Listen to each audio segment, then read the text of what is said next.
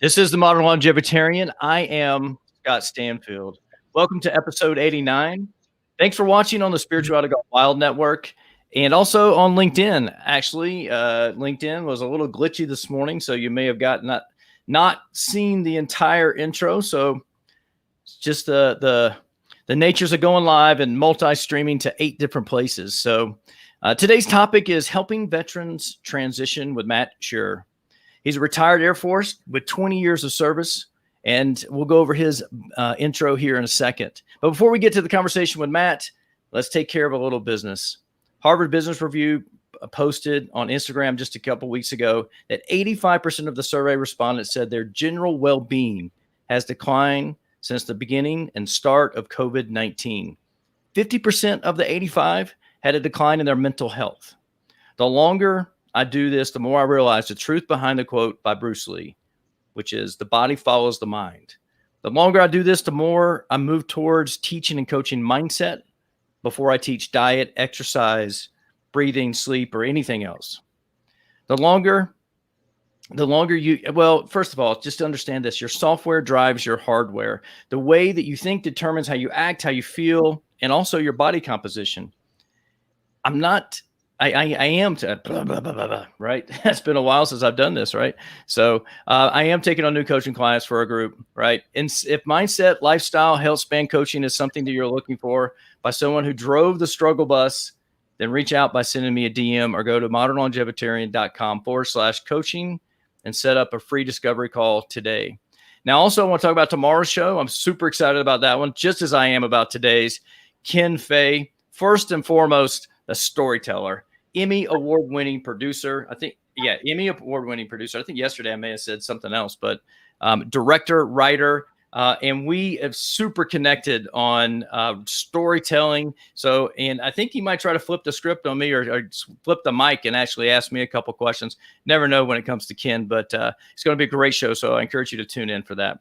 So let's get into today's interview with the one and only Matt Scherer. Matt Scherer is a LinkedIn coach who has been working with military professionals in transition. He is the author of LinkedIn for Military, now in its 3rd edition. With another Air Force officer, Matt formed the Military Transition Roundtable, a nonprofit group that helps military professionals work together in a mastermind group to help them with issues involving their departure from military service. Matt served in the Air Force for 20 years as an enlisted public affairs supervisor. While at Lowry Air Force Base, the mayor of Denver recognized him as the Technical Sergeant David M. Scherer Day in the city and the county of Denver. Matt, I spent some time in Denver. I just want to say welcome to the show. And I don't know what day of the month was or day of the year is your day in Denver County, the city. It was August 8th, 1993. Oh, wow. Yeah, I wasn't in Denver at that time. So my children's mother was very upset because she had already left to go visit her parents and she wasn't there for the ceremony. It was a surprise, but it's something I'm very proud of. And I have to be honest, it was because I was able to get a lot of other people to work with me and volunteer with me. It wasn't anything I did. I just was able to facilitate a lot of great programs that touched a lot of people's lives. Yeah, it's amazing, right? When the team of people that, and using that talent to get people, together as a team and pull something together. And then they kind of, put you on the spotlight, right? Like that. So it's interesting, about that whole thing. Yeah. I think of the first program that really impacted the community was at a school on the north side of Denver, and the vice principal of the elementary school walked me out in the front of their school and she pointed out the 2 houses. She said, that house are crack houses. So what you're doing with my babies, with bringing people in to read to them and to talk to them, has a major impact on their lives. So I'm really proud of the impact that those that work with me in those organizations that I fostered helped bring the Air Force in a positive light to these young people. That's amazing. So my first question is I always ask a background, origin story type question, Matt. Okay. Yep. So, 20 years of service in the Air Force. We probably could back up to there. What inspired you to go into the Air Force, all those years ago? I worked my way through college in the college newspaper, but I was getting a degree in education. Mm-hmm. I did my teaching. It's like, ugh. I Yeah. worked for the local the Quad City Times, and I talked to the assistant sports editor. Says, "You're very talented, but you're going to be waiting 10 years to actually get a job that pays decent. Why don't you do something like join the military?" So I joined the military. I did that for 4 years. I liked it so much, I extended another 4 years. And then after that, it was 20 years. It was time to get out. Got And it. that's why I joined the Air Force. So I know you, I've thought about that, I mean, I think when I was, coming of age, Top Gun was a big hit, and you see all you're laughing about that, right? But I laugh about that because it reminds me of a story. Okay. All right. I worked at Lowry Air Force Base. Lowry Air Force Base was the weapons training center Mm-hmm. for all the future bomb loaders of the U.S. Air Force. And so a bunch of kids came in one time and they said, "Oh, that's Top Gun." I said, "Oh, no, ma'am. That's an F-15. That's a much better plane." Oh, man. Well, I actually had the opportunity to be the food and beverage director at Top Gun, and for some reason I turned it down. I was just like, I don't think that's going to be a good fit for me. I'm not ex-military like everybody I was working with and people who had worked there before. And so I didn't understand the language and the abbreviations and all of that stuff. Oh, I think you would have done well, Scott. I got to be honest with you. My little sister Mm-hmm. was a club manager in the military club system. She left Decatur, Illinois at the age of 18, went in direct duty into the Air Force. After she got out of the Air Force, they sent her to her first base where she couldn't serve drinks. Okay. Mm-hmm. She was 19 years of age and she wasn't allowed to serve drinks. She was allowed to count them. She was allowed to supervise them. She was allowed to do all the facility management, but she couldn't serve a drink till she was 21. Wow. That's amazing. Yeah. I was, this was, late 2004, early 2005. Mm-hmm. And the company I worked for had the contract for my job when I was a director of food and beverage at the Hess Oil Refinery on St. Croix, U.S. Virgin Islands. Nice. And yeah, it was a pretty cool gig, right? It was a union shop, so it wasn't easy. It was my only union job that I had, but it's, where I was managing people in a union. So it wasn't easy in terms of that. Arbitrations and grievances and things aren't so fun, all the time. But loved our time there. But they did offer me in Fallon, Nevada, the position, but they had to convince the guy who was there to go to Iraq, because I definitely wouldn't go to Iraq and Afghanistan to run any projects for them there during the conflict. I wasn't going to. My son was 2, turning 3. The guy that I would have been replacing was back home in South Carolina because his convoy had got attacked and he had shrapnel close to his spine and all those things. And so I was like, I'm not going to Afghan and Iraq. And they wanted to keep me with the company, but I was just like, something didn't feel right about Top Gun school. I just felt like I would. My approach is a little too laissez-faire sometimes for I thought for the military. So I didn't think that would be the perfect fit. But I think you would have found the military would embrace you, even with the laissez-faire, as long as you could bring the food on time and keep the beverages cold or hot, depending on the kind of beverage. Right. Yeah. Right. Matt, well, it's a long time ago. I don't have the opportunity for that anymore. Never know. I'm just saying, if somehow the military said, "Scott, we'd love you to manage this," I would have you talk to my sister. She could tell you some great stories. Yeah, I bet. Great stories. Yep. So I often thought about going to the military, but never did. And then, now I'm, turning 49 next month. So I'm past the age that they would even let me consider anymore. But I know that another thing that you do, we talked about, the back end of this, helping military transition into, from military back into civilian life. And you're using LinkedIn a lot for that. But you also are doing some, like coaching of younger kids wanting to go in the military as well, right? It's not so much coaching kids that want to go in the military as helping kids make informed choices about college. Okay. So talk about your son. How do I make an informed choice about where I'm going to go to school? So a book I'm working on, we're almost done with it. Knock on wood. The book I'm working on talks about making an educated choice about college. Mm-hmm. Based on your major and a lot of kids. I've written this book because we have a lot of first generation college students here in South Texas, and they want to stay close to home. But it's like, make an educated choice about that college, right? What's the college mean to you in terms of alumni? Will the alumni help you?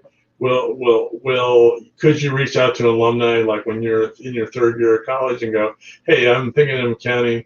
Is there an internship that I could work with you? I have a guy named Jason who I worked with him on his profile. He started college at UT before COVID. He went to one of those networking things, and he's the only guy with a LinkedIn profile. And a couple of the recruiters got, wow, you got a better profile than we do. We're interested in you. So it's just, it's like a competitive thing, and I teach people, the college young people, you have children, what, 17, 18? My son's 19. Yeah. It's how do I make an informed choice about where we're going to go to college? What do I want to do? Who can advise me on the possible paths, towards success? And oh, by the way, once I complete that degree, like if you're going to be a tax attorney, this is not the time to take vacation. Okay. No.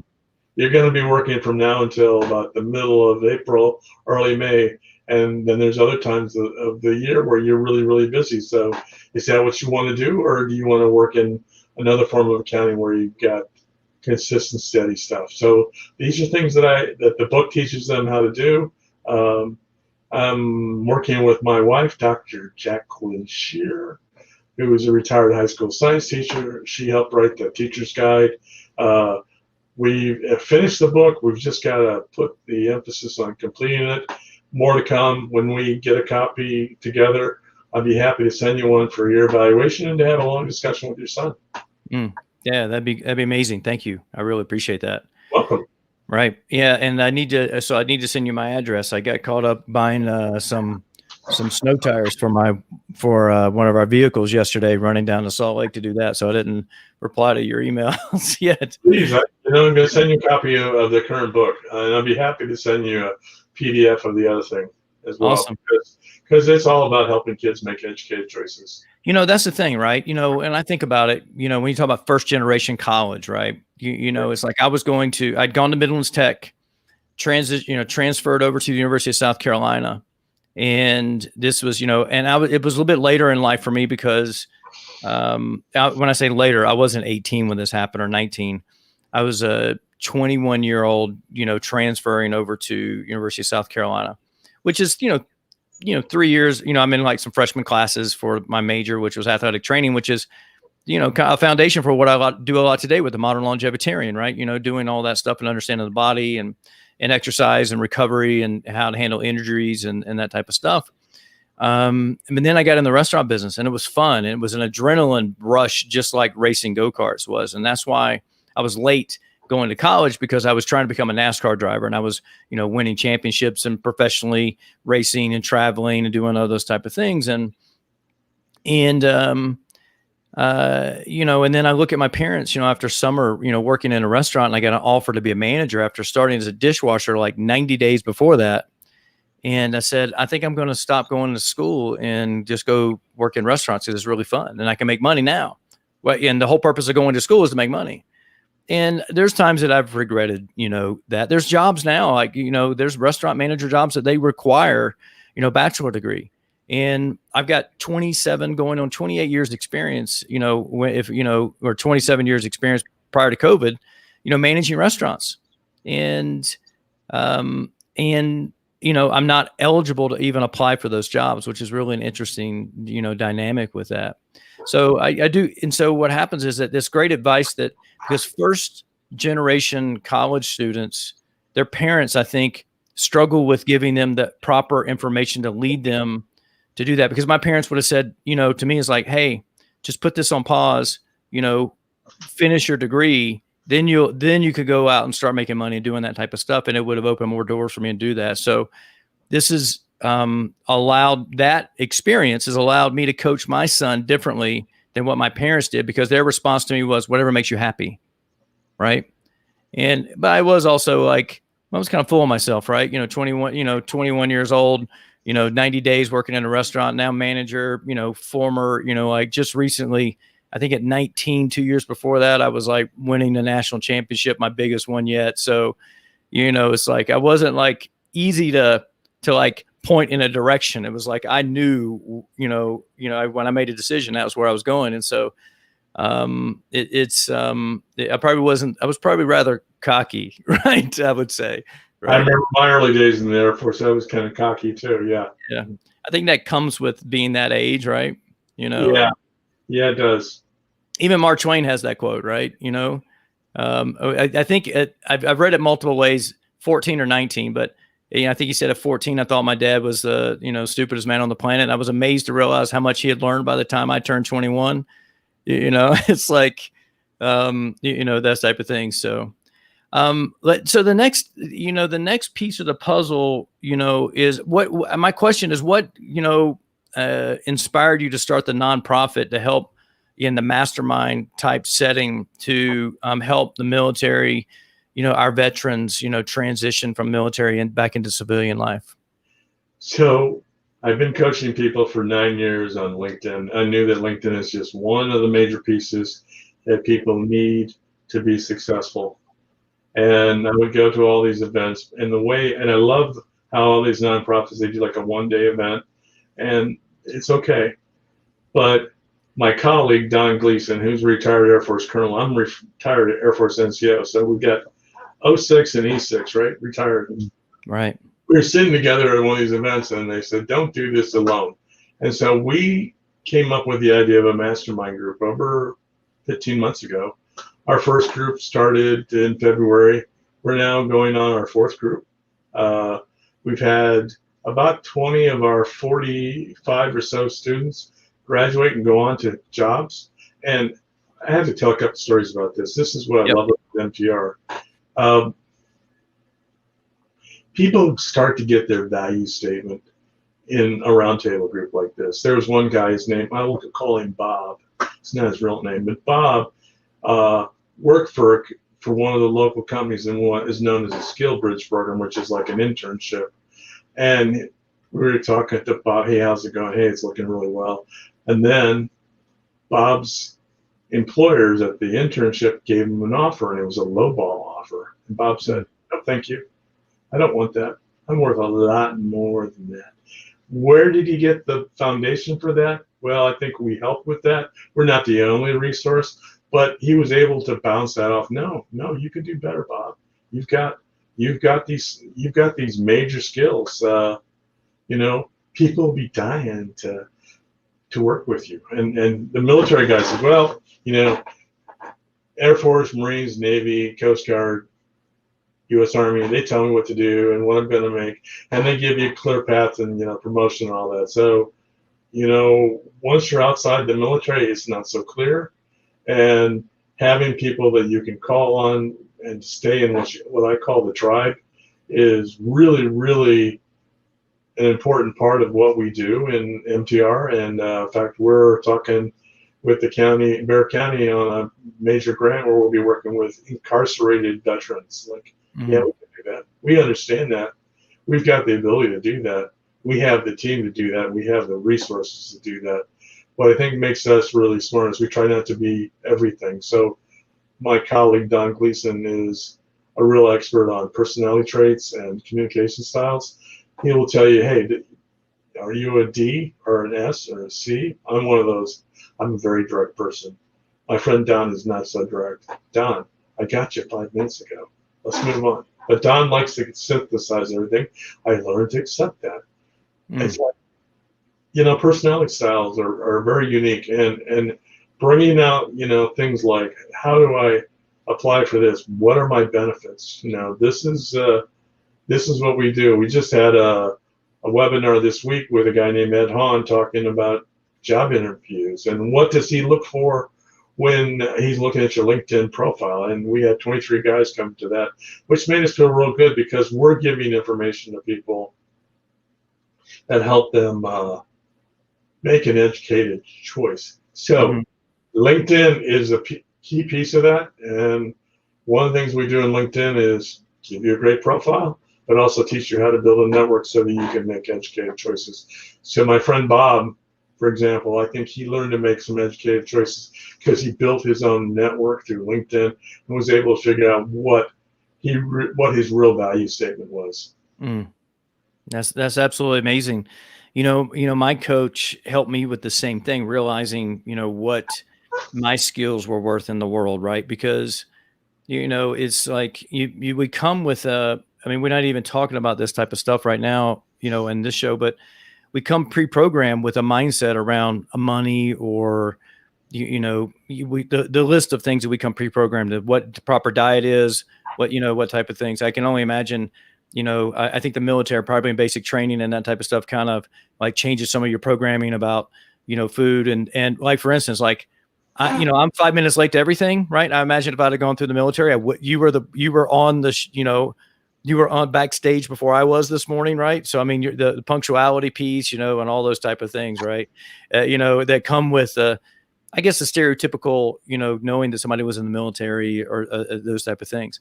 I mean, my dad was in NAM, he was in the Army in Signal, and he doesn't talk about it much. My grandfather was in World War II. And so and so was both of my, as many uncles as I can think, right, have all been in the military. And I was, I did not go in the military. And so, but my point being is, we come with these programs, right?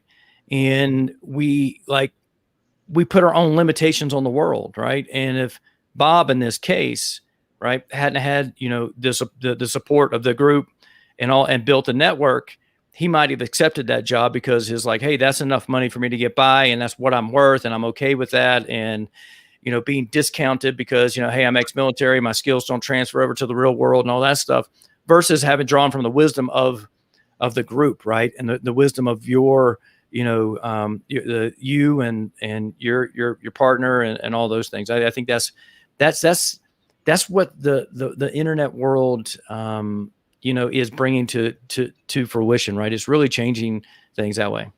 And the military guy is really kind of cautious when it comes to the world of being interactive on the net. And it's amazing to watch them kind of like, oh, I could get in trouble for sharing my name. It's like, they know who you are.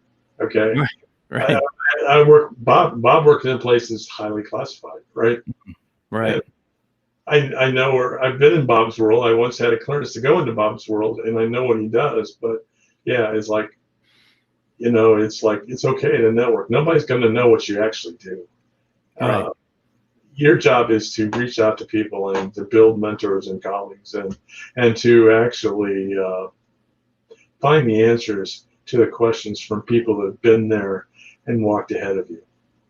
Right. And there's so much power in, like, I have, I'm bumping up on the maximum 30,000 connections on LinkedIn again. And because I deleted like 2,000 connections that were inactive or, in countries I didn't think that would be important for them to watch a show on longevity. Right. And, but literally almost, today's episode 89. And I've had about 60 guests probably, because I do some solo episodes, Mm-hmm. And I would say that, the majority of the guests on my show have come from, large, like over 90% of the guests have come from in my network that, it's like, that are just connected, who had seen my show. It's not like, you and I were first connected somehow. Right. And because we didn't have to connect on LinkedIn for all this stuff to happen, we were already connected. And there's some amazing. And so what happens is, just in your network, as it grows, there's some amazing connections in there, right? People who, so it's and so the power of LinkedIn, I can't even imagine doing it for 9 years, right? I've had a profile, I think, for about 9 years, but I didn't really start playing with this until February of 2019 is when I really started growing this and focusing on it. So, let me tell you something else, because I'm working on a course that's through Skill Builder, and Jeff Sigmund, the guy who helped partner with me, he introduced me to Sales Navigator. It's like, oh my God. Yeah.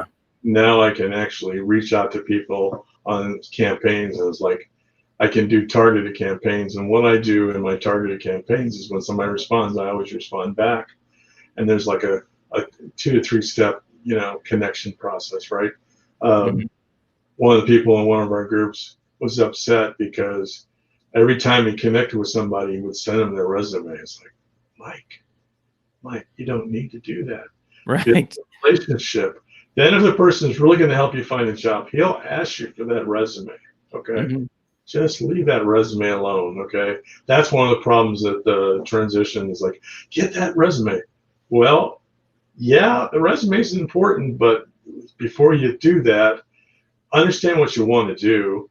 Okay. My friend Don Gleason calls it love to resume. What is it you really want to do? What are your skill sets? What are the skill sets you want to use if you're going to go to another industry? Okay. Mm-hmm.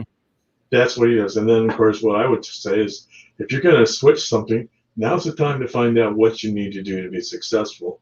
You know, if you're 18 months, 2 years out from your retirement, and all of a sudden you want to be a high school math teacher, and we have a guy like right now that wants to do that in one of our groups. He wants to teach history and coach.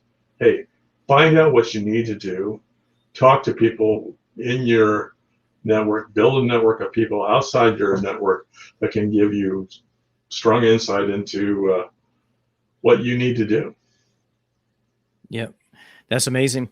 We just had a comment come in from Jared Farmer. Right.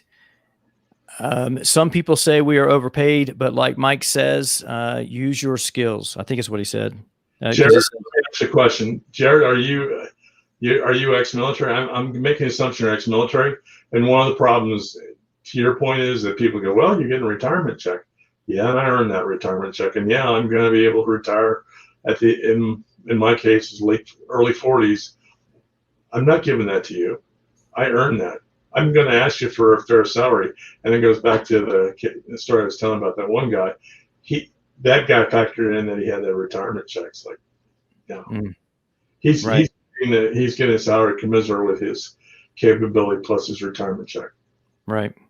While Jared's maybe responding to that, it makes me think it just a couple stories on my end. My cousin's husband, I remember when he retired, I think with maybe over 20 years service, and it was to find the right job and to get the right pay and all those things. I remember, he was in communications, so he was looking for something in the IT field, right? To all those things. I remember the struggle with that. And I remember when he actually got the right, an offer that was, matching all those things. And so, with that, and then I need to connect you with my niece. She just got out of the Army, and she was in, very young. I think she's just turning 21 now. I mean, so she was in maybe 22. And and so maybe that's something to help her transition. I'd be happy to, because I am not going to say anything negative about the transition program. Let me just give you the facts. A lot of people have commanders that won't let them take advantage of the transition programs or other programs like the ones we offer. Mm-hmm. So it's hard for them to do that. And it seems like the lower the rank, the more likely they're not going to go to the commander. So if I say, I really would like to do this, okay, then they get out and they're kind of lost and clueless. And so we want to help people in the community. I want to suggest this. I should have given you this. I would like to use the hashtag military professionals in transition. So if you're going to, and I would ask that if you connect with me, that you say hashtag military professionals in transition, right? That way I know that you are part of that group that want to help people make an informed choice about what they want to do. In case your niece, is she going to go back to school, or is she going to I don't know. She didn't. She went straight out of high school, right? What branch of service? Army. Army, okay. Yep. And she did something like I would equate it to our county health inspector that comes in and inspects the restaurants. Yeah. Okay. Yep. Did she like it or did she hate it? I don't know if she liked the job or hated the job. I don't know about that portion of it, but she got out, and so maybe she didn't like it so much. Right. So I'll have to Please have her connect with me. All right. That's an interesting thing. Yep. Yeah, it's just super interesting. Before we get to talk about your book, I've said this for a long time, and you'll probably get a kick out of this. And I said that when people graduate high school, they should have only two choices. A, they should have to go in the military, or B, they should have to work in restaurants or hospitality, both of them for 4 years. Then if they want to go to college, they can go to college and then have the rest of their life, right? Because I think people really need to understand they need a different operating system, right? And can kind of do that. I think a lot of people who have never worked in hospitality are disrespectful to people who work in hospitality and don't really understand how difficult the job is, right? And I think also people who had never been in the military, right, don't respect all the things that they have to go through. Like when you say, I earned that retirement check, right? Someone who's never been in the military, I don't really understand it because I didn't walk in your moccasins, so to speak, or walk in your shoes. I could have empathy and I could, from an outside standpoint, but I don't really get that. So maybe, I don't know if you had any thoughts on my theory on we should, you bifurcate into, you got two choices, right? To go to. I like both, Scott. Yeah. I did some time working in hospitality. My kid's sister worked in hospitality. My little brother worked in hospitality. We all, you have an appreciation for it. Sometimes my wife says I can be a little tough on people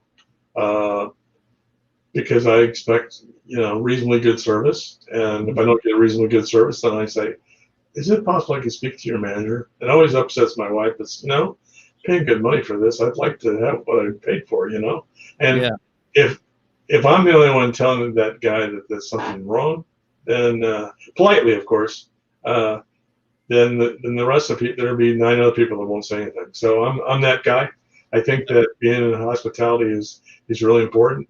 I tend to tip very well, especially when one of my servers told me she got locked out of her house. It's like, okay, how much cash do we have here? We gave her every dollar we had, plus a good tip on top of the what we normally get, because I respect it. And my son Peter, before COVID, was working at one of our favorite restaurants as a busser. And it's like, we get that. We respect that.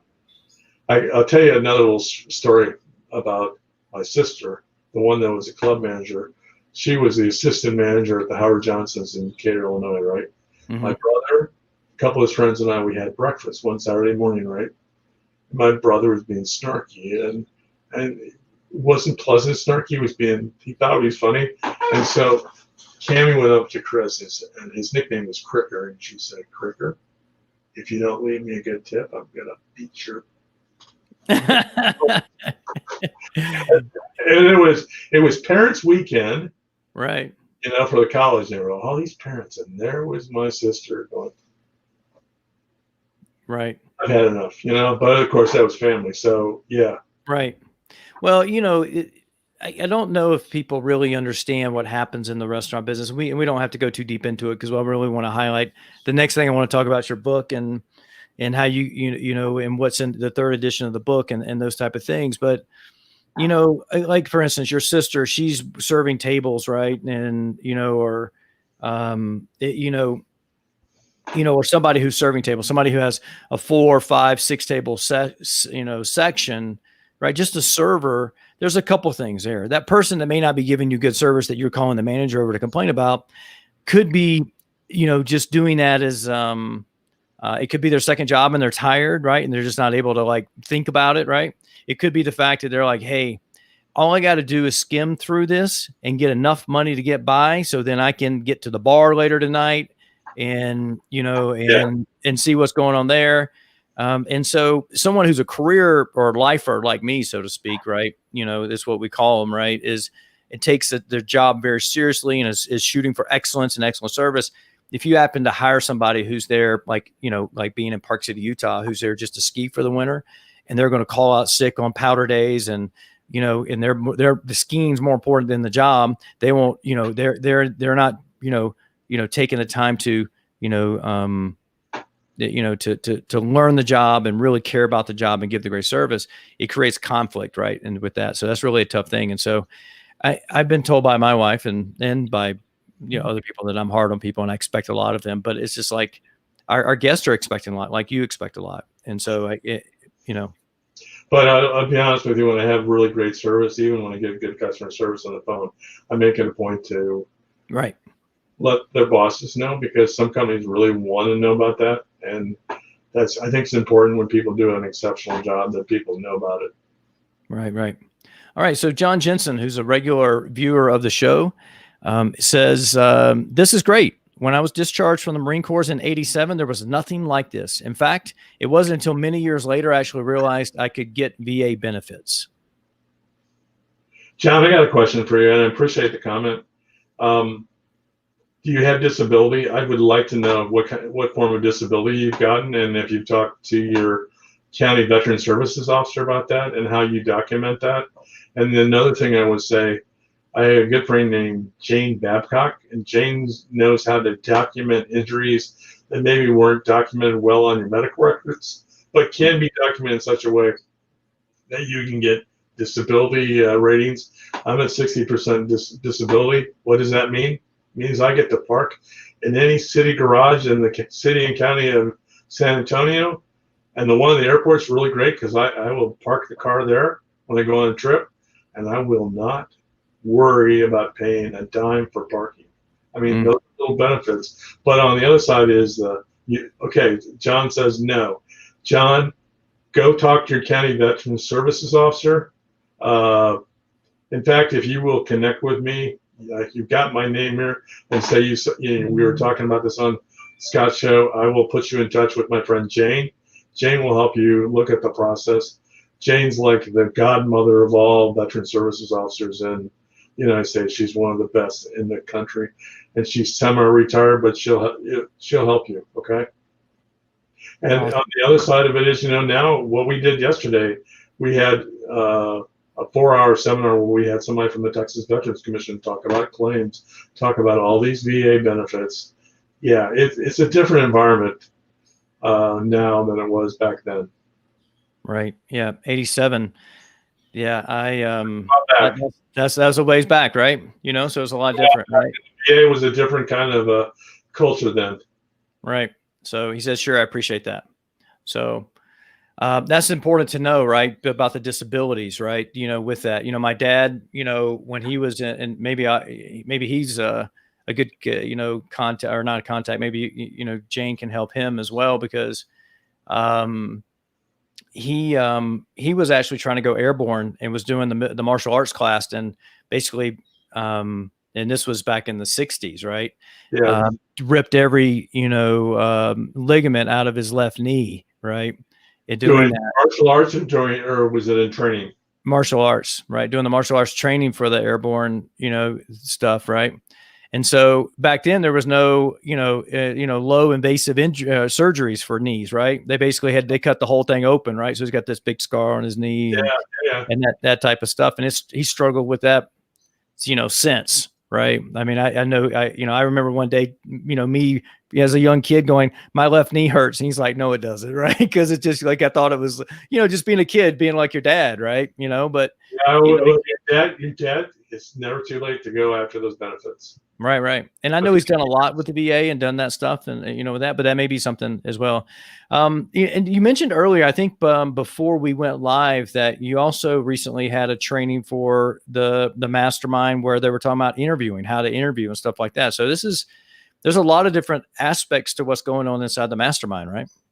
Yes. And the thing of it is, what we've learned is we can do so much ourselves, but we tend to find people we trust. So we've got a young lady that just got her PhD in human resource management, and she was hiring for a company out of here near San Antonio. And I said, it'll be perfect to have you because you represent the kind of person that usually does the first screening interview. And there goes, oh, well, this young lady's old enough to be my daughter, right? Or I'm going to try to hit on her or something like that, or other things. I'm just like, no. We want, we're gonna show you the right things, and we're gonna do a fake interview, and I'm gonna, hey, you're old enough to be my daughter. All right. Hey, would you date an old man like me? Thing to say in a job interview. No, not by any means, right? No. Yeah. No, because with, modern day, sexual harassment laws and all that type of stuff, you would never want to be on, that radar, even if it was just admitted as a joke, you would never get a second interview. I was talking to Mitch Marin, who's been on my show. He's a recruiter with Goodwin Recruiting. And he asked me the other day, he said, what's the purpose of a first interview?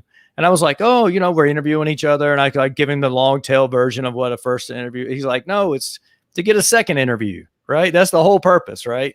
And you're like, and if you're saying something, hey, would you date an old man like me, right? You just shot yourself in the foot on getting that second interview, right? That's the things that we look to experts and anybody that would like to help us or like to talk to us about how they can contribute to our mission, we would love to talk to you about that as well. Because we recognize we can do some things well, but we're not doing everything well. And we need to find people that we trust. And, I'm an old retired sergeant. I can smell bovine scat a mile away. Mm-hmm. I can smell or feel people that are really real, like you are. You're very real.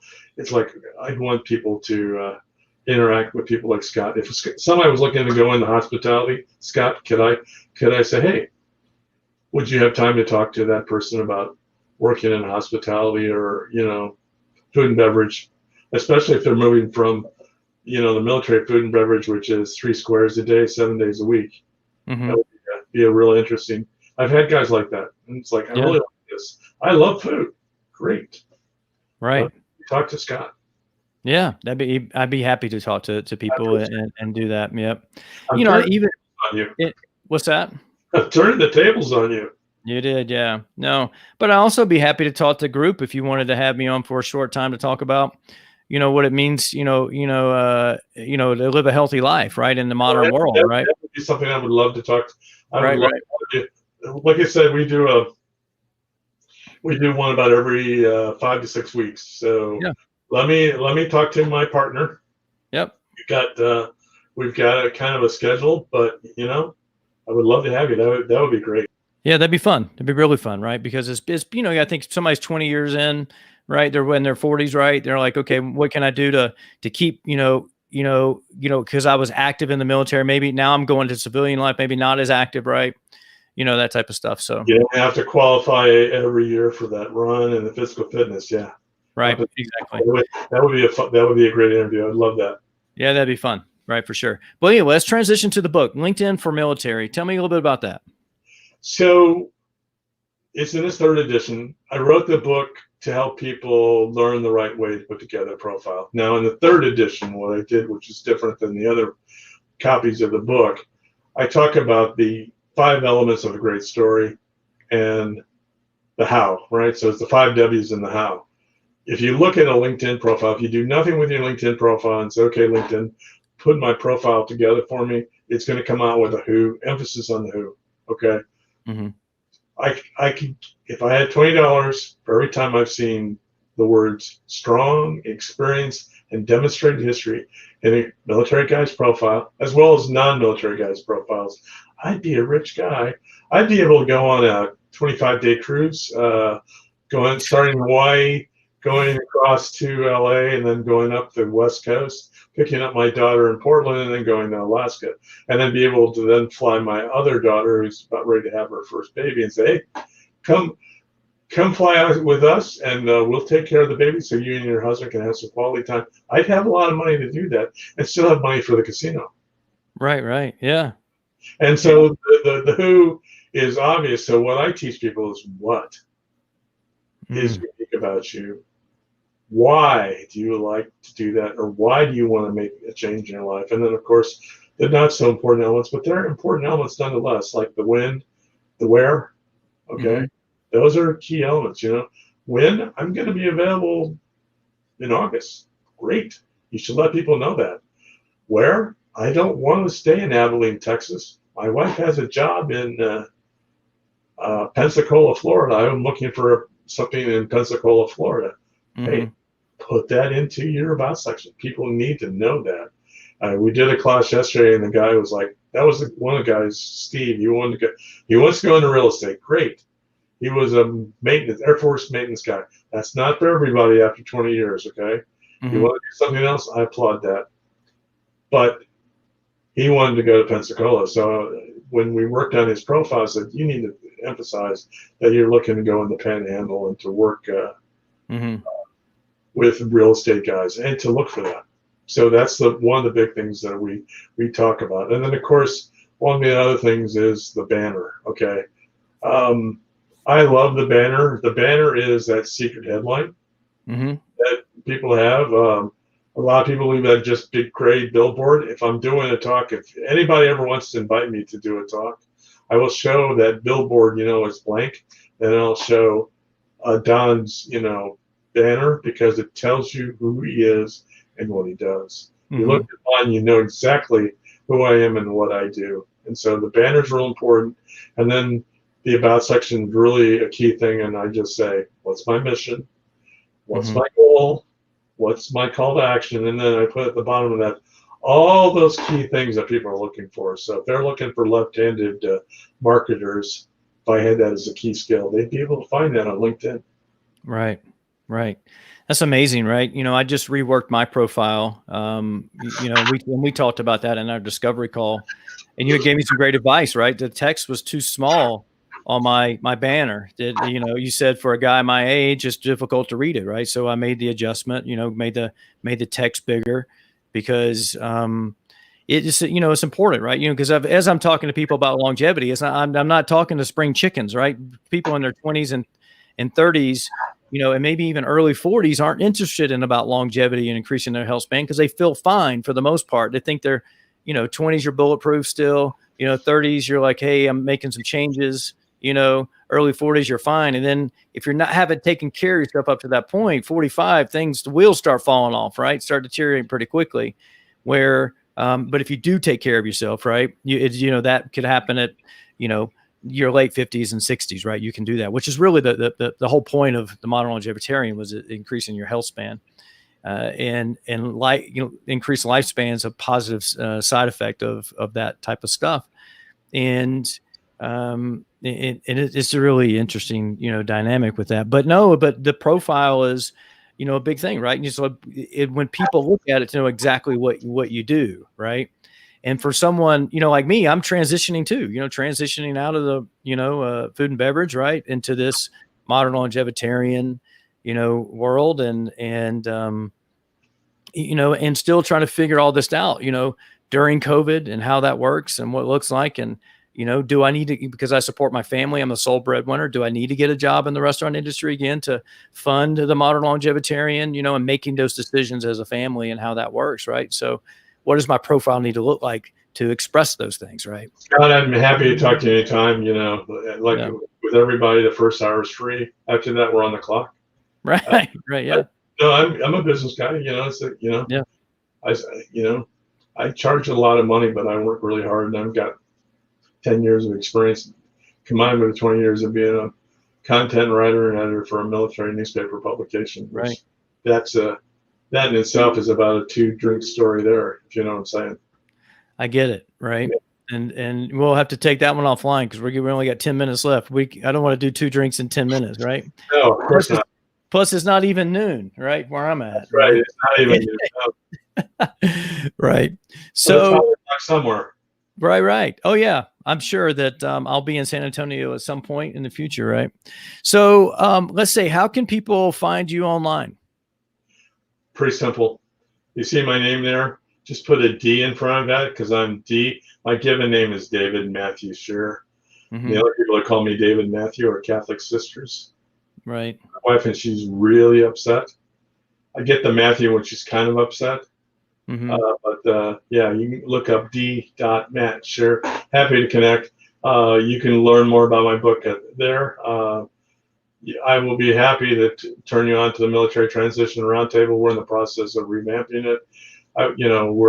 We're looking at some funding for our efforts, but we're also been recognized for all the hard work we've done by some people that we're going to partner with. We hope to, fund that objective. They can reach me that way. I just mentioned military, professional, and transition, and I know how we are connected. You saw me on Scott's show. at military and put the hashtag military professional in transition, then I know that that's how we got connected. Because I like to know, I like to track things, you know. Right. Yeah. So yeah, that's the marketer inside of all of us, right? Tracking things and that type of stuff. I was a marketer and a communications guy in the Air Force. Right. So my last question would be this: is what's the biggest mistake or most common mistake you see people coming out of the military doing to transition into the private sector or into, professional life? First thing that they need to understand is they need to build a network, and they should emphasize the resume. They should build a resume, and it should be a master resume. But the resume is not the ultimate tool. It's not the first tool. It's longer in the step. As I would tell you, and my friend Don would tell you, is determine what you want to do. Give yourself time to do that. See, the other thing, give yourself 2 years. We're talking to a guy yesterday. It's like, I'm going to retire in 2 years. Is it too early? No, it is not too early. That's about the perfect time.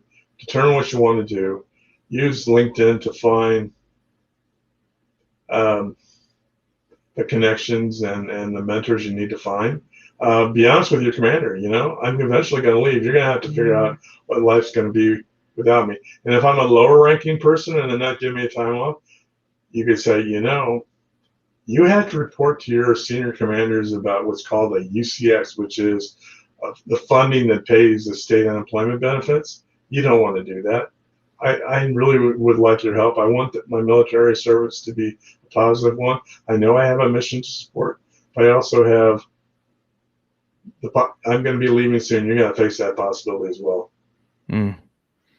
That's amazing advice, right? Because, people, I've heard this for years. I think Tony Robbins said this. He said, we overestimate what we can do in a year, but we underestimate what we can do in 10 years. Right. And so, it's like, you think this is, episode 89 of this show. Right. And I started just in October 9th of this.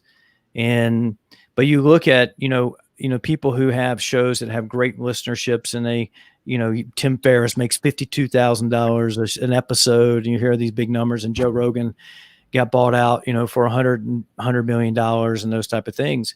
But they've been doing it for I remember I was listening to Tim Ferriss' first couple episodes in 2013, 7 years ago.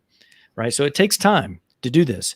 And if you're transitioning from one career to another one, and you're going from a mechanic to real estate in another whole state, the biggest thing about real estate is your network and the people and getting listings and doing that type of stuff. And it's and so that takes time to establish that type of stuff.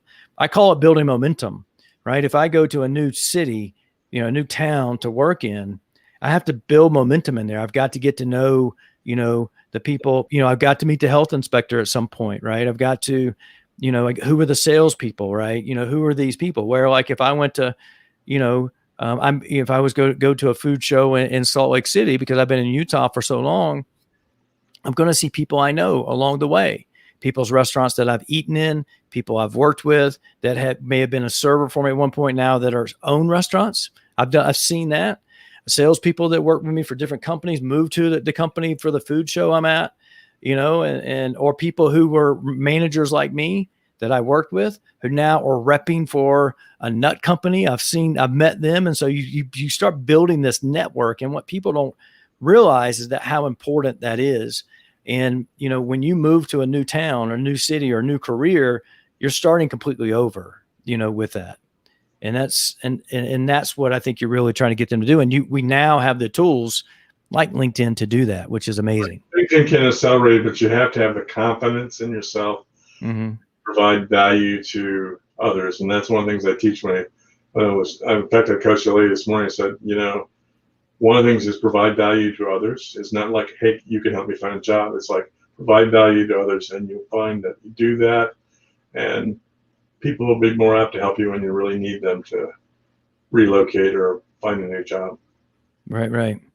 So I just want to say to everybody out there who sees this show, whether you're watching it live right now or you see it on the replay, is that if you or a family member or friend or coworker or former coworker I literally just got a text from a server that worked for me that was a sergeant in the Marines during the show. I just got a, Semper Fi. Just got a text from him.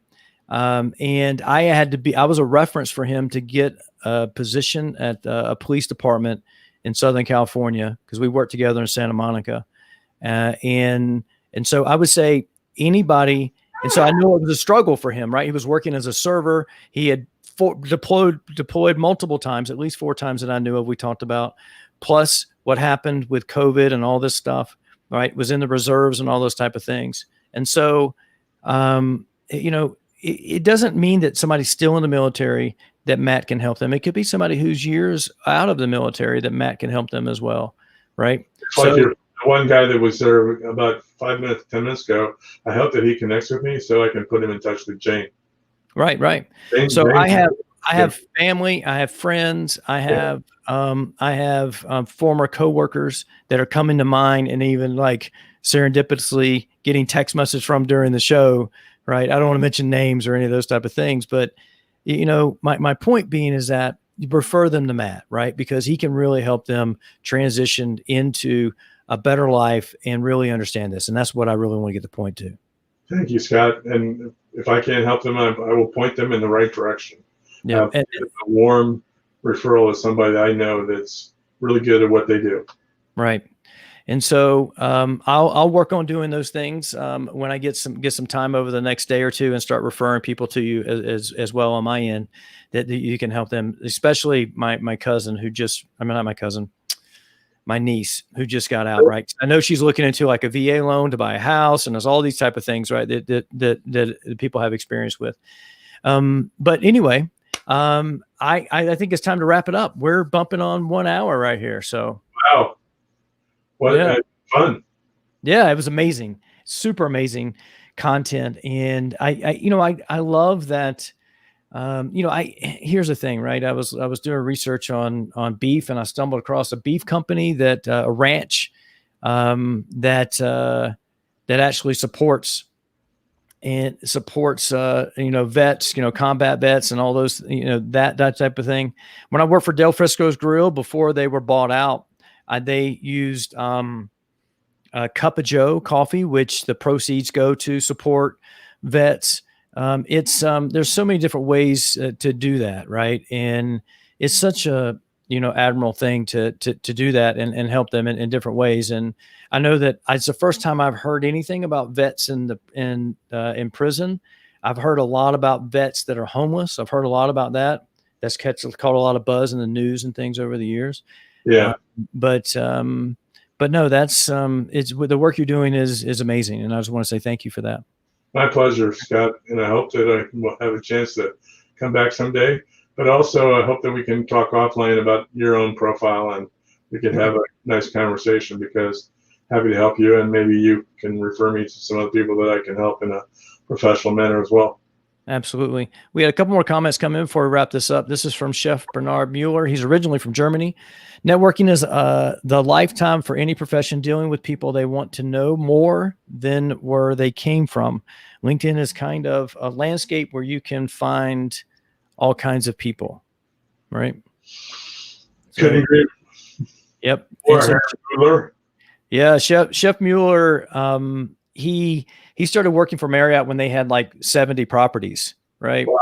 Yeah, he tells a story. He actually had him on the show. Told the story where he went to the Olympics in Mexico in 1968, right? Okay. And met a girl, fell in love, had to go back to Germany, came back a year later, and they live in Florida now, and they're married today still, right? So, wow. Yep. And the same thing is like, when he was on the show, there were people that worked with him. They were like, "There's my chef. Hey, chef, how you doing?" Right. So he really connected with people over the years. So, and he chimes in, especially on my cooking shows. Right. He gives me little tips as I'm cooking live, like yesterday. Oh, he didn't comment yesterday, but the previous cooking shows.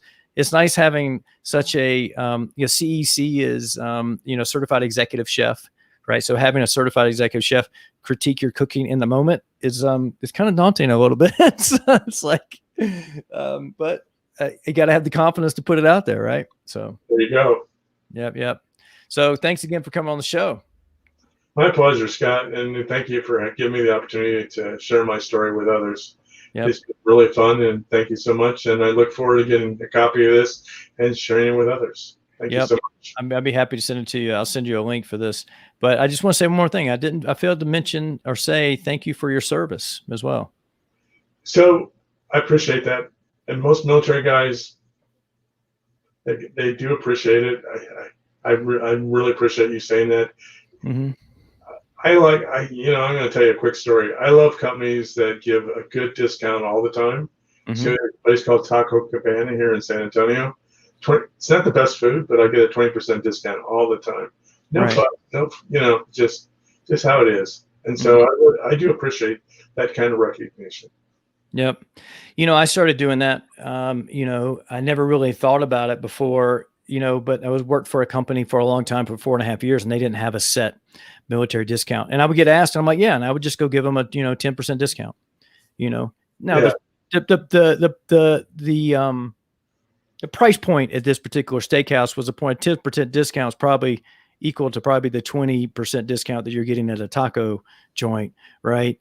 And so we're looking at check average of you're looking at $70 check average, right? You're getting two people there, right? You got $140 on the bill, right? Giving them $14-15 off, right, is something that's helpful, there. And for that, because they would be celebrating an anniversary or graduation or something like that, and those type of things. I tend, when I get that discount, I just add that to the tip I'm giving to my server anyway. So right, and that's amazing, right? Because servers they're doing a lot of things. They're hitting so many micro deadlines at multiple tables at different times. Yeah, and they're holding all that stuff in their head. And you have to think that how long it takes for food to come from the kitchen is considered service, right? The server's bad here. Why? Well, I had to wait for my food, and the server had nothing to do with that. Yeah. Right? Unless they forgot to ring it in, right? Unless they made a mistake on their end, they made a mistake or forgot to ring it in, right?